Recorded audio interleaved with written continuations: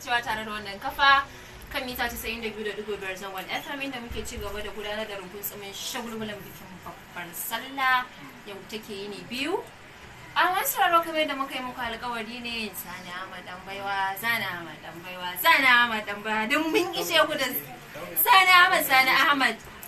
Na san wata tana nan ta ce ƙarya ne Sani Ahmad ba zai zo ba, to a yanzu haka muna tare da Sani Ahmad a ɗakin yaɗa shirye-shiryen mu, kuma dama aka ce waka bakin mai ita tafi daɗi. Da haka yanzu kai tsaye za mu sada ku da Sani Ahmad don ku ji Sani Ahmad. Da farko dai zan ce assalamu alaikum wa rahmatullahi ta'ala barkatu. Kamar yadda aka gabatar kuma kuka sani, sunana Sani Ahmad inkiya baiwa. Ina yau kowa da kowa barka da sallah, da fatan mun yi sallah cikin ƙoshin lafiya. Lafiya kalau.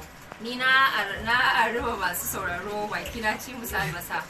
Da haka masu sauraro